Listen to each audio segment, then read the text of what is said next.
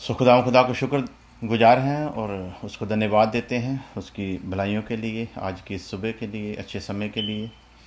और जितने लोग इस फेलोशिप को ज्वाइन करने के लिए इंतज़ार कर रहे थे, उन सब के लिए खुदा को धन्यवाद देते हैं।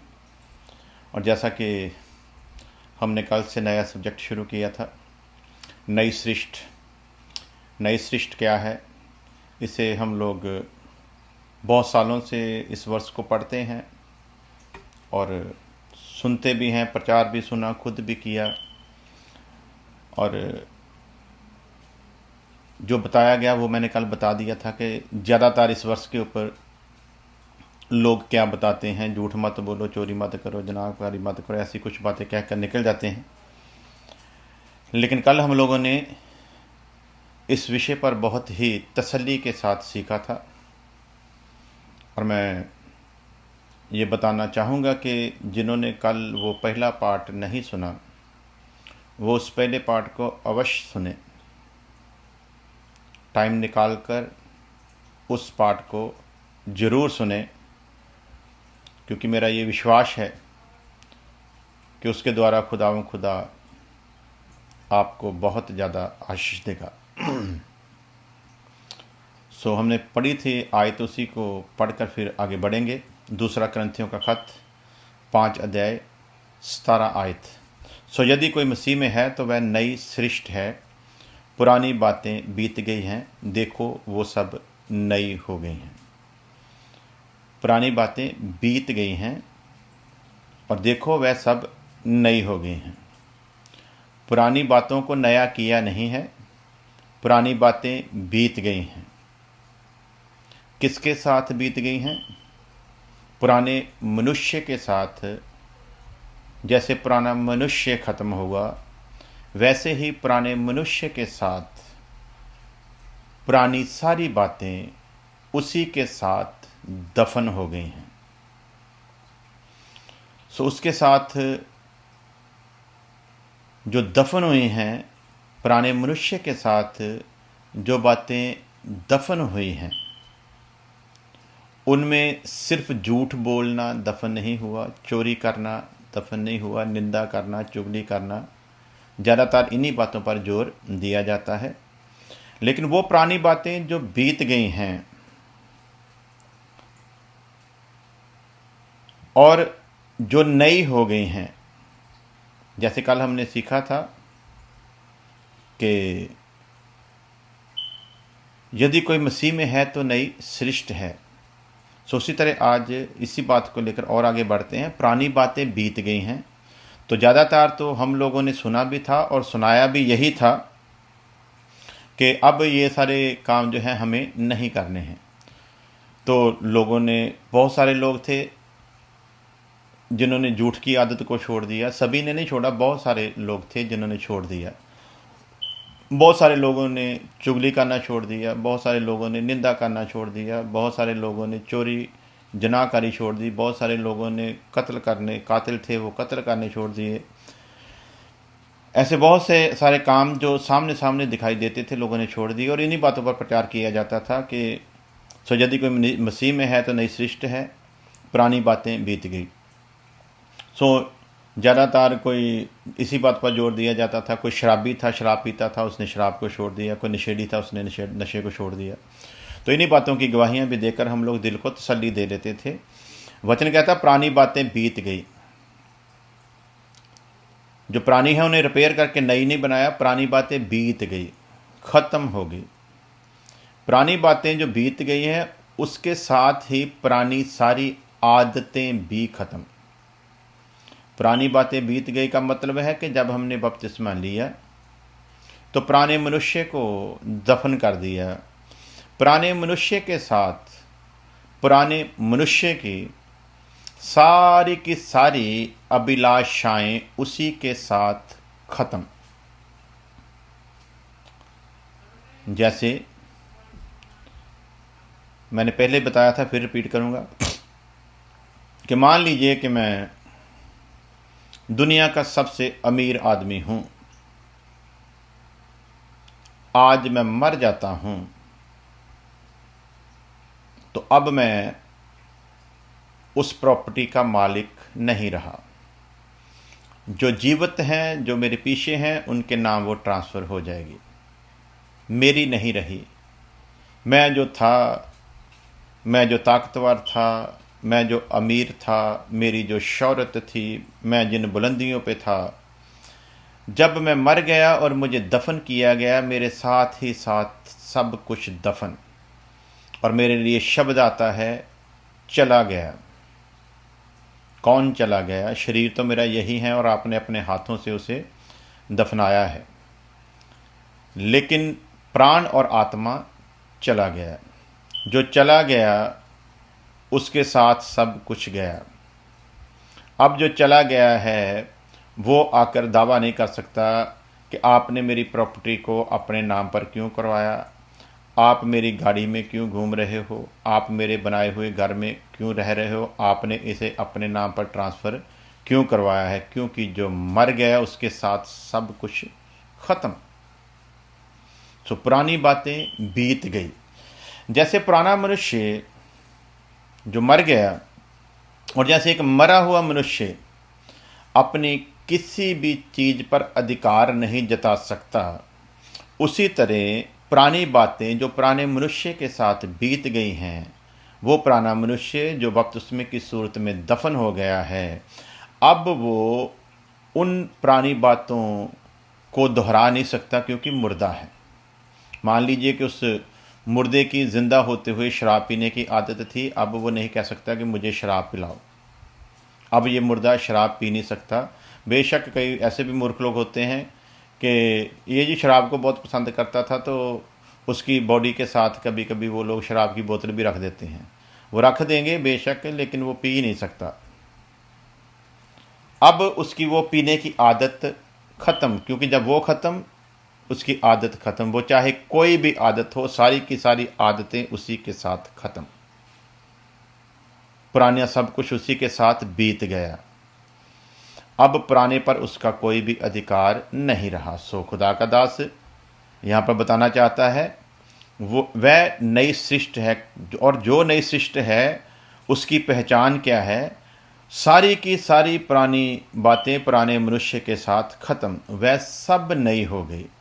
अब जो बाहर आया है पानी से, वो सारे का सारा नया है, और वो अपने सृजनहार, अपने सृष्टिकर्ता के स्वरूप पर बनने के लिए आया है। उसे ये नया जन्म अपने सृष्टिकर्ता जैसा बनने के लिए मिला है। खुदा के दास संत पौलुस ने जब लोगों में इस कमी को देखा कि लोगों में वो बात नज़र नहीं आ रही, इन्हें अपने सृष्टिकर्ता के स्वरूप पर बनना चाहिए लेकिन ये बनते हुए दिख नहीं रहे, तो उसने अपनी पीड़ा को व्यक्त करते हुए, अपनी पीड़ा को पेश करते हुए इस तरह कहा कि मुझे पीड़ा लगी हुई है कि मसीह तुम में सूरत पकड़ ले। नई सृष्टि की खूबी क्या होनी चाहिए? इसने मसीह की सूरत को पकड़ना है। नई सृष्टि की खूबी क्या है? इसने अपने सृजनहार परमेश्वर के बिल्कुल समान बनना है। इसे अपने परमेश्वर के समान बनने के लिए बुलाया गया है।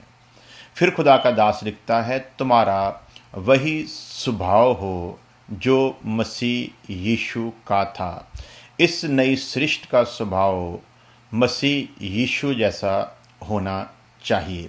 यदि इस नई सृष्टि का स्वभाव मसीह यीशु जैसा नहीं है तो फिर ये नई सृष्टि भी नहीं है, क्योंकि जैसा बीज और बीज की जैसी तासीर होती है उसी तरह ये होना चाहिए।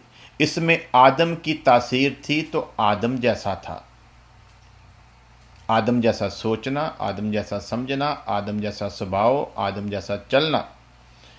आदम में पाप था, पाप की तासीर इसमें भी कार्य करती थी और नज़र आती थी। उसी तरह अब जब ये नई सृष्टि यानी कि अपने परमेश्वर से पैदा हुआ है, परमेश्वर के कलाम के बीज के द्वारा, पाकरू के द्वारा जब इसने जन्म लिया है, तो अब पाकरू की तासीर का इसमें होना ज़रूरी है, क्योंकि जिससे जन्मा है वही तासीर निकल कर आएगी।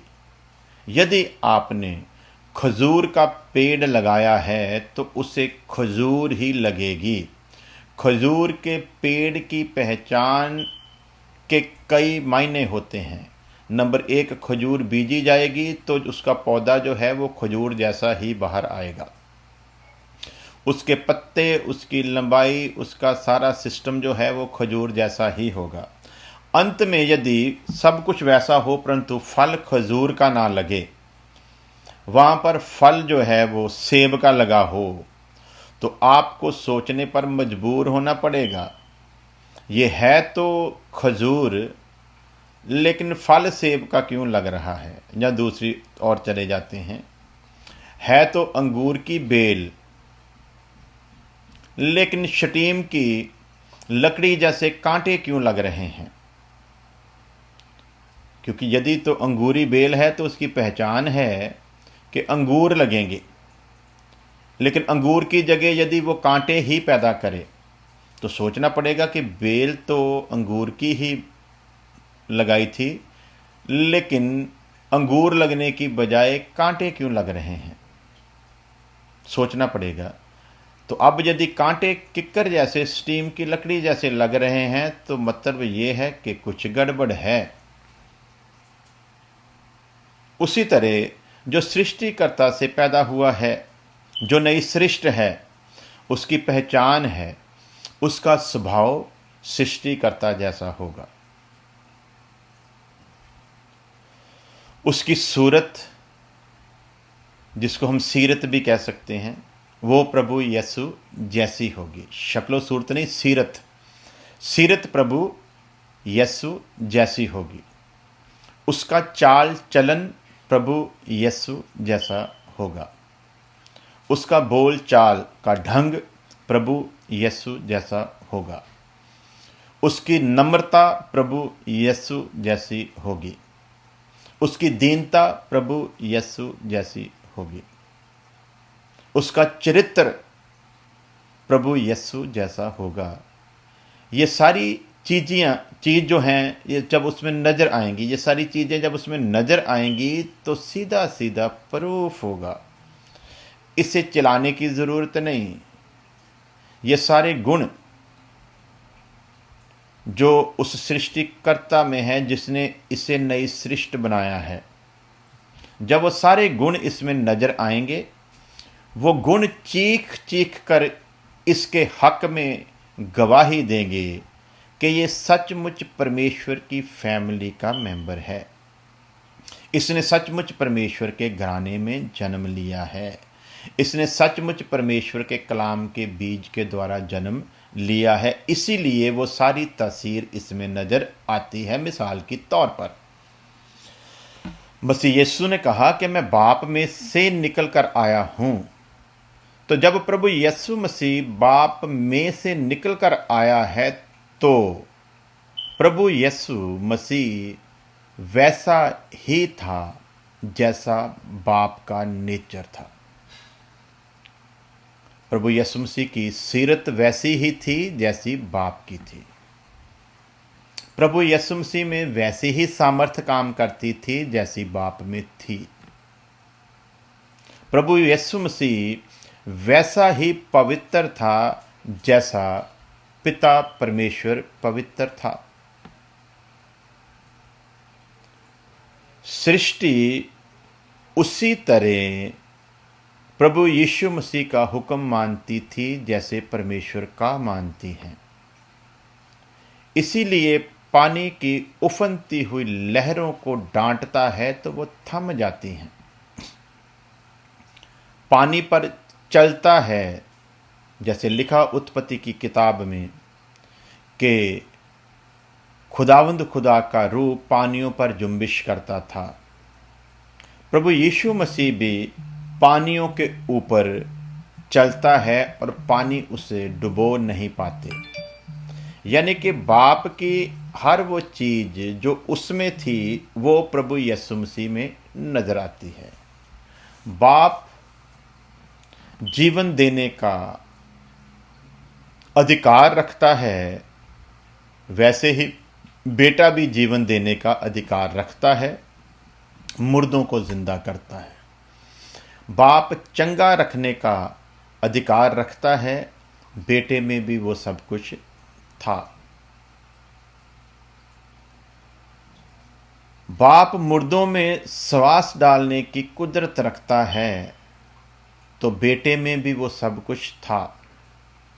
यानी कि यीशु मसीह परमेश्वर का पुत्र है, तो पुत्र तब के वो सारे गुण जो ईश्वर तब में हैं, वो पुत्र तब में ईश्वर तब के सारे गुण जो हैं वो नज़र आते हैं, जो ये सिद्ध करता है कि यही वो है जो परमेश्वर का पुत्र कहलाने के योग्य है। वैसे तो दुनिया में आम ही कहते सभी परमेश्वर के पुत्र ही हैं। जी हाँ, बिल्कुल। जितनी भी दुनिया में जितने भी लोग पैदा हुए हैं, सभी परमेश्वर से पैदा होने के कारण परमेश्वर के पुत्र हैं, क्योंकि परमेश्वर ने ही उनके शरीर में प्राण और आत्मा को रचा है। लेकिन जिस तरीके से प्रभु यीशु मसीह को परमेश्वर का पुत्र या नया जन्म पाए हुओं को परमेश्वर का पुत्र कहा जाता है, उस तरीके से ये पुत्र नहीं हैं। दो किस्म के पुत्र हैं, दो किस्म के पुत्र हैं। मैं कोशिश करूंगा एक लाइन पढ़कर आपको समझाने की, ताकि हम उस बात को गहराई से समझ सकें कि पुत्र तो पुत्र हैं, श्रेष्ठ तो श्रेष्ठ है, लेकिन उसमें जो अंतर है वो क्या है, उसे हम लोग समझने की कोशिश करते हैं। मैं चाहूँगा कि आपके सामने एक वर्ष रखूं, गलातियों का खत, उसका 4 अध्याय, उसकी 22 आयत। गलेशियन चैप्टर 4 वर्स 22। ये लिखा है कि इब्राहिम के 2 पुत्र हुए, पुत्र अब्राहम के ही हैं, उसी के द्वारा उत्पन्न हुए हैं। बेशक बीवियां 2 हैं, लेकिन पैदा अब्राहम से हुए हैं। तो ये लिखा है कि इब्राहिम के 2 पुत्र हुए, एक दासी से और एक स्वतंत्र स्त्री से। उसी तरह से संसार में अज्ञानी लोग कह देते हैं कि हम सब परमेश्वर के ही पुत्र हैं। ठीक है जी, परमेश्वर के ही पुत्र हैं। दासी का पुत्र भी तो अब्राहम का ही पुत्र है। हाजरा का पुत्र अब्राहम का ही पुत्र है। ये बात ध्यान देना, पुत्र किसका है? अब्राहम का ही है। लेकिन जिसके द्वारा जन्म लिया वो क्या है? दासी है। दूसरी स्वतंत्र आजाद स्त्री है, उसकी खुद की पत्नी है। एक दासी से, एक स्वतंत्र से, एक दासी से और एक आजाद से। पुत्र दोनों अब्राहम के हैं, लेकिन इस जहान में उनके सिस्टम को हम टोटल ही अलग देखते हैं। जो गुलाम है, जो दासी है, वो जिसको भी पैदा करेगी गुलामी के लिए ही पैदा करेगी। जो उससे पैदा हुआ है वो गुलामी से पैदा हुआ है, इसकी निशानी नजर आएगी, उसे कोई चैलेंज नहीं कर पाएगा। उसी तरह जो स्वतंत्र से, जो आजाद से पैदा हुआ है, उसकी भी निशानी नजर आएगी। उसी तरह जो सृष्टिकर्ता से नई सृष्टि बनकर इस जहान में दिखाई देता है, वो सृष्टिकर्ता की ओर से है। उसकी सृष्टिकर्ता जैसी होगी तो वो अपने आप में गवाही होगी।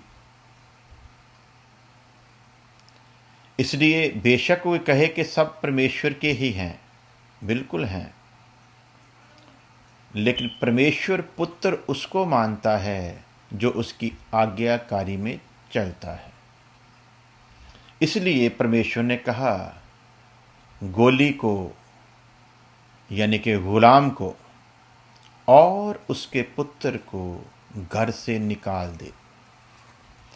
उसी तरह जो लोग परमेश्वर की सृष्ट कहलाते तो हैं परंतु सृष्ट हैं ये सिद्ध नहीं कर सके, उन्हें परमेश्वर ने अपने घर से निकाल दिया है।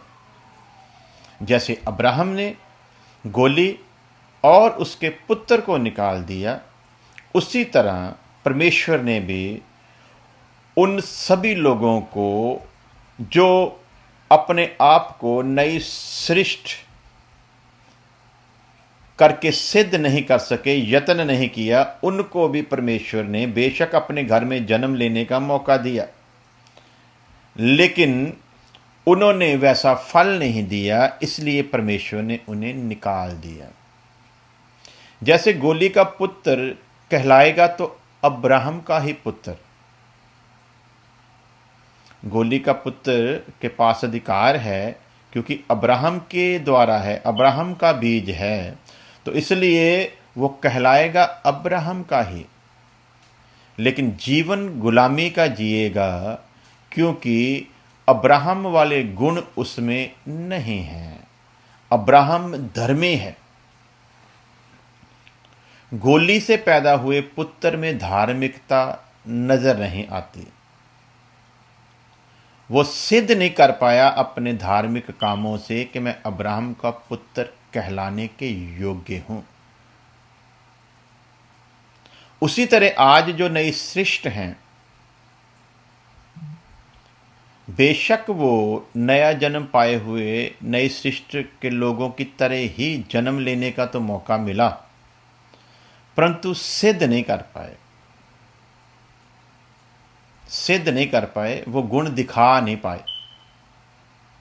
तो जैसे मैंने शुरू में कहा कि बीजी हो अंगूर की बेल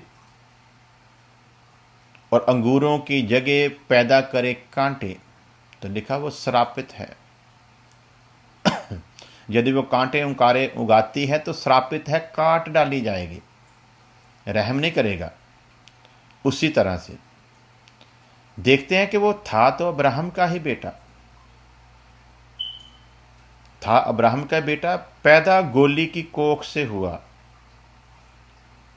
इसलिए आगे जो सिस्टम चलेगा वो गुलामी का ही चलेगा, वो कभी स्वतंत्र नहीं कहला सकता।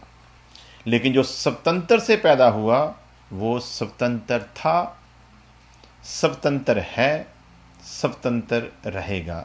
वो आज़ाद था, वो आज़ाद है, वो आज़ाद रहेगा। निकाला गया पुत्र के अधिकार को खो बैठा है। इसलिए कहने को तो अब्राहम का ही है। जब घर से निकाल दिया, रास्ते में पानी खत्म हो गया, परमेश्वर ने हाजरा से बात की, पानी का चश्मा फूट निकला, बच्चे ने भी पिया। परमेश्वर ने कहा कि अब्राहम की संतान होने के कारण इस पर मेरी रहम की निगाह बनी तो रहेगी।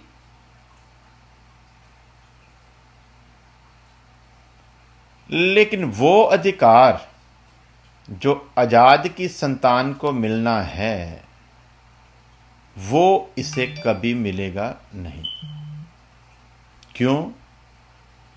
क्योंकि अब्राहम से पैदा होने के बावजूद भी ये सिद्ध नहीं कर पाया कि ये अब्राहम की संतान कहलाने के लायक है। उसी तरह से जो भी परमेश्वर के घर में पैदा हुआ, जो नई सृष्टि है, उसकी ये सबसे बड़ी जिम्मेवारी बनती है कि यदि वो नई सृष्टि है तो उसे ये सिद्ध करना होगा कि वो नई सृष्टि है। यदि तो वो ये सिद्ध करता है कि वो नई सृष्टि है, तो वो परमेश्वर की संतान कहलाने के योग्य है। यदि वो सिद्ध नहीं करता, तो जैसे गोली का पुत्र गोली समेत निकाल दिया गया, उसी तरह ये भी निकाल दिए जाते हैं। यहां पर तो प्रकट नहीं होता, वहां पर तो न्याय के समय तो सब कुछ पता चल जाएगा। तो देखते हैं गोली क्या है और स्वतंत्र क्या है। जो आजाद है उसकी शादी हुई है, वो अब्राहम की पत्नी है, इसलिए जो उससे पैदा हुआ, नंबर 1 धर्मी अब्राहम से पैदा होगा, नंबर 2 जो शादी करके लाई गई है उसकी कोख से होगा, नंबर 3 जो पत्नी है वो आज्ञाकारी में है।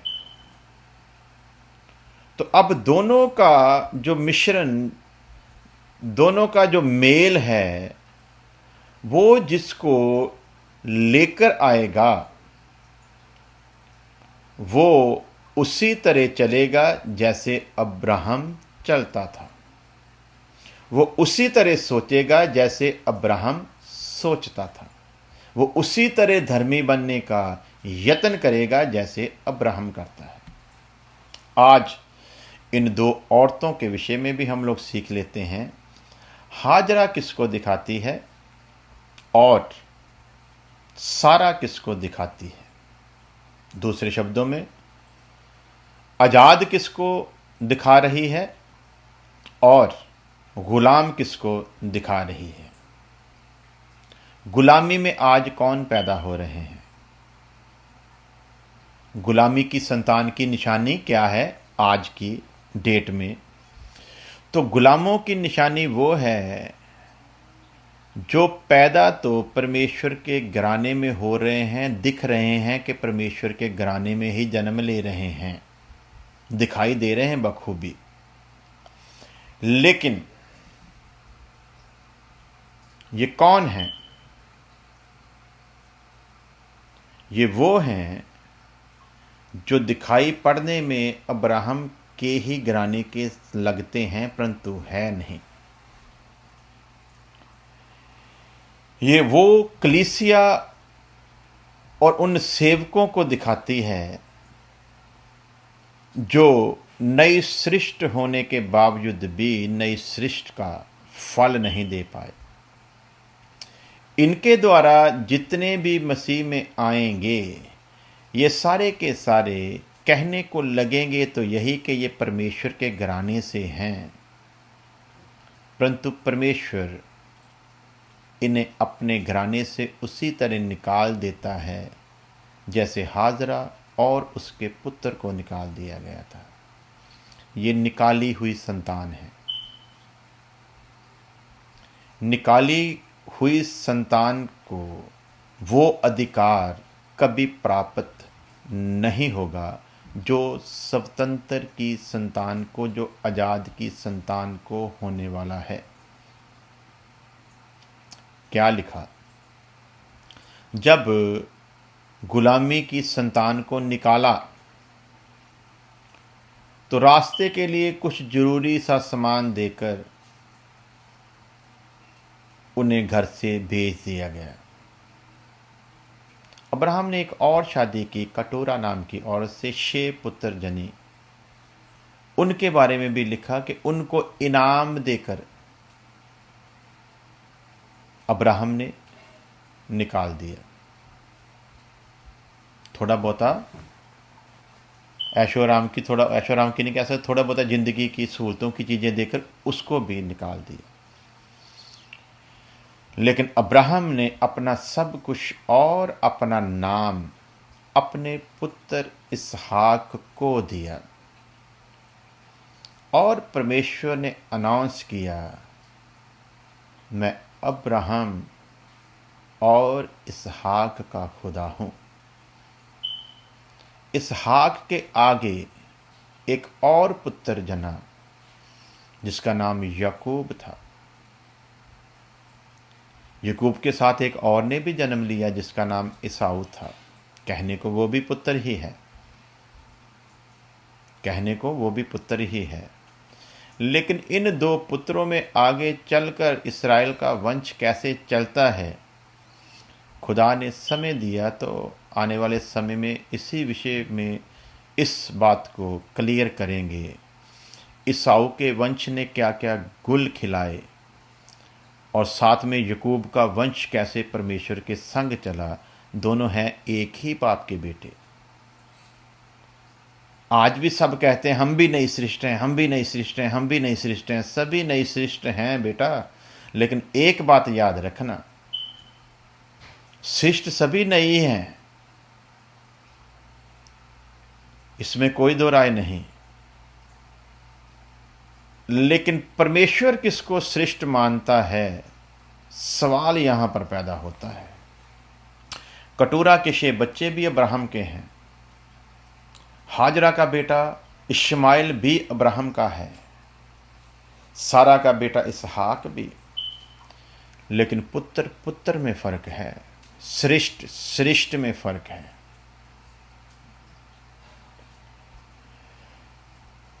इसहाक ने सिद्ध किया कि वो अब्राहम का बेटा है, तो खुदा का नाम अब्राहम के साथ साथ इसहाक के साथ जुड़ गया। आगे इसहाक के 2 बेटे हुए। याकूब ने सिद्ध किया वो इसहाक की संतान है। उसने सिद्ध किया और अपने में वही गुण जो अब्राहम के थे और इसहाक के थे अपने अंदर दिखाए। तो खुदावंद खुदा ने तीसरे के साथ अपना नाम जोड़ा और कहा मैं अब्राहम, इसहाक और याकूब का खुदा हूँ। इस्राएल के साथ जब भी खुदा बात करता था तो यही कहकर करता था, मैं अब्राहम, इसहाक और याकूब का खुदा हूँ, जिनके साथ मैंने सौगंध खाकर कहा था कि ये देश मैं तुम लोगों को दूंगा। जब हमारी बारी आई तो परमेश्वर ने हमारे संग वाचा बांधते हुए ये नहीं कहा कि मैं अब्राहम, इसहाक, याकूब का खुदा हूं। फर्क समझे नई सृष्टि का। कितना मुबारक शख्स है अब्राहम। यीशु मसीह में आने वाले सब लोगों को अब्राहम का वंश कहकर खुदा पुकारता है। लेकिन बावजूद इसके पूरी बाइबल में आप कहीं ये नहीं पढ़ेंगे कि खुदावंद खुदा ने ये कहा हो, मैं अब्राहम, इसहाक और याकूब का बाप हूं। कहीं नहीं पढ़ेंगे उसने कहा हो मैं उनका पिता हूं, कहीं नहीं। जब हमारी बारी आई तो हमारी बारी में खुदावंद खुदा ने क्या फरमाया। बहुत ही फेमस वर्स है यूहन्ना की अंजील 1:12, जितनों ने उसे कबूल किया उन्हें उसने अपनी संतान होने का हक दिया, अपनी औलाद होने का हक दिया। अब जब हमारे लिए परमेश्वर गवाही देता है तो उसकी गवाही यूं बनती है, मैं इकबाल गिल का बाप हूं। क्या हूं मैं? इकबाल गिल का बाप हूं। यहां पर बहुत सारे लोग जुड़े हुए हैं। मिसाल के तौर पर मैं सुनील मसीह मोहल का बाप हूं, मैं प्रियंका का बाप हूं। प्यारे अजीजो, हमारे लिए वो परमेश्वर करके पेश नहीं होता, बल्कि हमारे लिए वो बाप बनकर पेश हुआ है। इसलिए क्योंकि हम नई सृष्टि हैं। हमारे संग जो सिस्टम है वो बहुत ही निराला है, बहुत ही निराला। इसलिए यदि हमने अपने नए सृष्ट होने की कदर को न समझा तो बहुत गड़बड़ होने वाली है। समय इजाज़त नहीं देता हम लोग आगे बढ़े। दुआ में बने रहें। कल यहीं से फिर दोबारा आगे बढ़ेंगे, क्योंकि कुछ साथियों ने सलाह दी थी कि ज़्यादा लंबा न लेकर जाया करें, क्योंकि थोड़ा कम समय का होता है तो लोग गाड़ी वगैरह में बैठ कर सुन लेते हैं, समय लगता सुन लेते हैं, लेकिन लंबा जब होता है तो उसके लिए स्पेशल टाइम निकालना पड़ता है। सो इसलिए मैं चाहूँगा यहीं पर इसको समाप्त करें।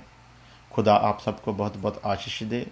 ये विषय लंबा चलेगा और इसके लिए आपकी दुआओं की बहुत ज़रूरत है, क्योंकि ये विषय लोगों के लिए बहुत ही बड़ी आशीष और बरकत का कारण बनने वाला है, ख़ास करके उनके लिए जो आज़ाद की संतान हैं।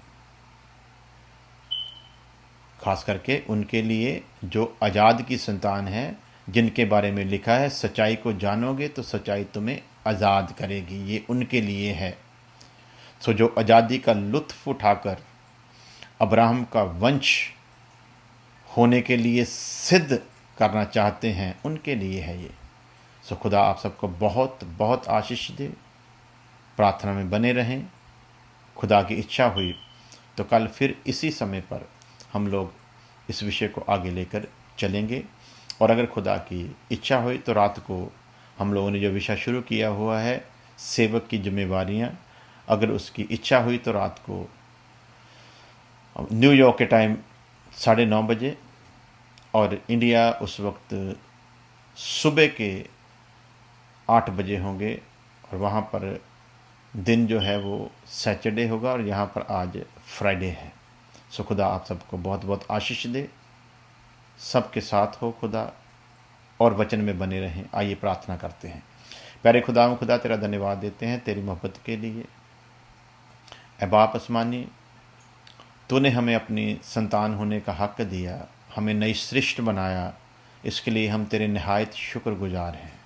बस यही इल्तिजा करता हूँ कि तेरे लोग इस नई सृष्टि के मुताबिक ये सिद्ध कर सकें कि तू सृष्टि करता है और ये तेरी सृष्टि है। तेरे सब गुण तेरे लोगों में नजर आएं। हमारी प्रार्थना को सुन ले मसीह यीशु के नाम में। आमीन आमीन। खुदा आप सबके साथ हो। आप सबको बहुत बहुत बरकत दे। सबको जय मसीह की।